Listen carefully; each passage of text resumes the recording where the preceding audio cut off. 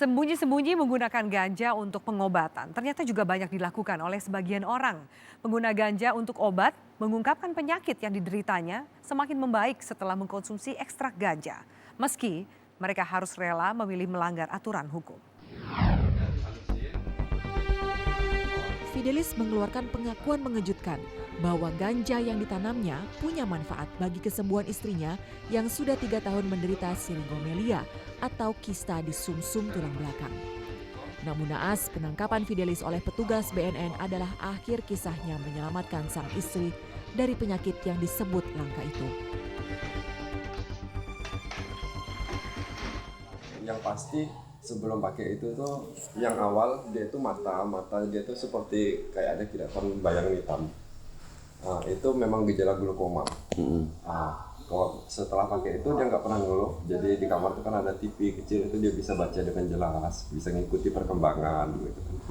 Tulisan udah bisa baca. Ya, tulisan itu dari tulisan. Terus dari makan itu sebelumnya tuh makan tuh dia mau, tapi selesai kita kemas piring kan pasti dia muntah. Oh gitu. Oh, pasti muntah. Tapi sejak pakai itu enggak. Bahkan dia tuh sebelumnya kita nawarin makan apa aja yang biasa tuh dia mau tuh dia nggak mau. Semenjak pakai itu dia minta belikan ini, belikan itu dan dimakan. Nah, itu dari makanan. Kalau pencernaan itu biasanya itu sampai 2 minggu lebih baru BAB. Semenjak pakai itu kadang sampai tiap hari. Biasanya sih 2 sampai 3 hari itu pasti ada BAB dan lancar gitu. Iya. Terus kateter itu kan pakai selang kan kencingnya. Biasa tuh paling lama 5 hari udah sumbat. Ini standar sampai 14 hari, 11 hari gitu. Jadi baru ganti. Banyak lah. Yang pasti terakhir ini kemarin sebelum kurang lebih seminggu sebelum saya dibawa itu ini tangannya kan terlipat gini, memang udah kaku. Itu jarinya tuh sebenarnya udah bisa gerak. Udah bisa gerak.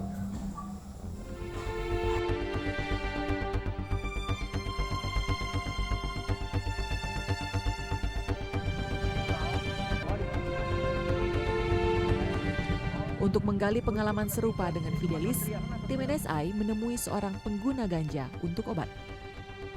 Inilah Boy, bukan nama sebenarnya, yang sudah sekitar 6 tahun mengkonsumsi ganja untuk meringankan penyakit yang ia derita. Kepada tim NSI, Boy mengungkap bagaimana efek ganja terhadap penyakitnya. Memakai ganja supaya ngilangin rasa sakit itu. Iya, menghilangkan rasa sakit. Penyakitnya apa aja? Ambien, Terus kram otak. kram otak tuh maksudnya apa sih, nggak ngerti. Kram otak, jadi kayak cara pemikiran saya kayak hilang begitu aja. Sakit di kepalanya sakit. Iya, Hah? sakit. Maksudnya itu udah pernah ke dokter belum ngecek penyakit itu? Bukannya saya nggak mau ke dokter, saya mau ke dokter, cuman saya cukup diri saya aja yang tahu. Untuk berobat saya nggak mau. Tahu dari mana sih? Kok tahu ganja bisa bikin enak gitu? Nggak tahu dari siapa-siapa. Cuman dirasain aja. Cuman Searching di internet mungkin? Enggak, Tahu info dari internet? enggak. Cuman ngerasain aja. Pertama kali pakai ganja kapan? Itu tahun 2010 dikasih sama temen. Dulu sama temen. Awalnya, lalu di dalam diri saya terasa enak, lalu saya memakai ganja sampai saya timbul penyakit. Oh, jadi Saya coba berhenti tapi nggak bisa. Penyakit ini timbul, lalu saya memakai ganja lagi, penyakit ini hilang.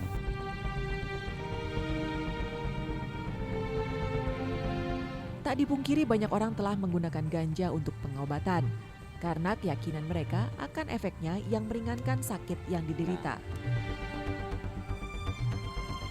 Meski memang mereka terpaksa sembunyi-sembunyi memakainya, sebab jika diketahui aparat bisa terjerat hukum.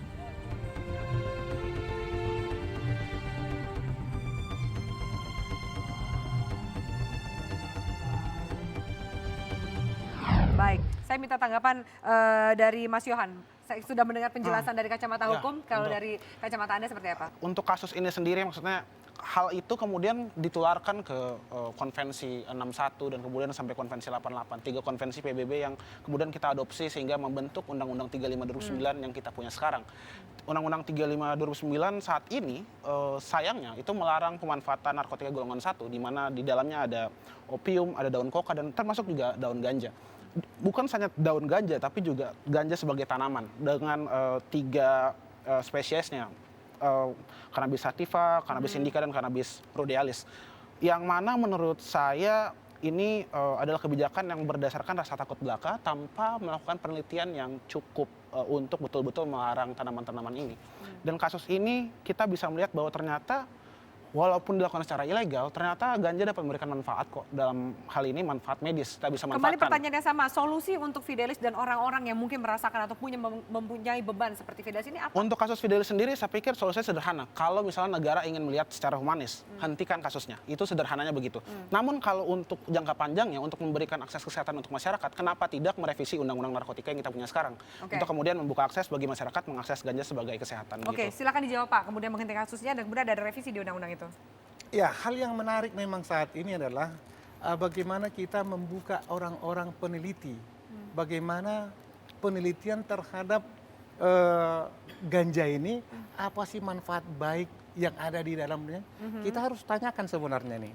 Jadi ketika itu nanti dapat suatu hal yang sangat baik, ya ini Jadi mudah-mudahan sampai sekarang belum ada penelitian yang bisa belum mempertanggungjawabkan manfaat baik dari Belum ada. tumbuhan atau tanaman ganja. belum ada penelitian terhadap itu.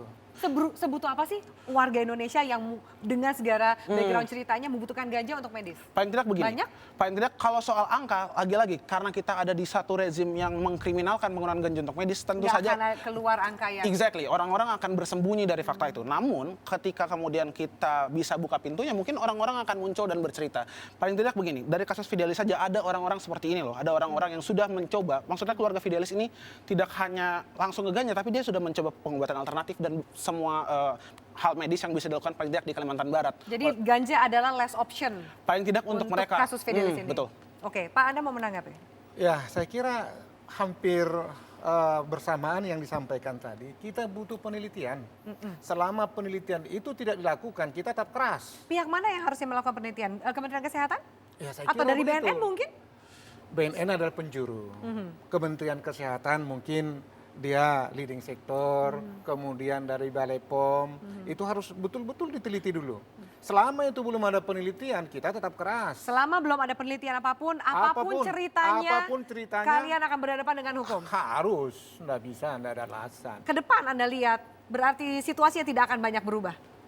Begini, jadi tidak ada suatu hal yang bersifat kekal ya. Kalau toh undang-undang itu saat ini keras sedemikian rupa, Sampai menunggu itu sampai berubah, menunggu Pak. itu berubah, Apa opsi yang bisa dilakukan opsinya masyarakat? ya oke lah. Sambil menunggu penelitian dari Departemen Kesehatan atau Kementerian Kesehatan, ya jangan digunakan dulu. Mari kita sama-sama menjaga, kita jangan gunakan itu dulu secara diam-diam. Karena memang manfaatnya itu hanya menambah dampak buruk.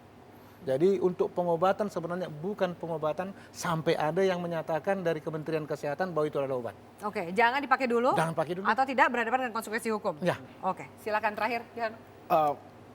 Tidak ada orang yang hanya untuk kesehatan melanggar hukum. Sebenarnya tidak ada. Tapi karena situasi darurat, paling tidak untuk dia dan keluarganya, maka melanggar hukumlah satu-satunya jalan yang kemudian dia harus lakukan untuk itu.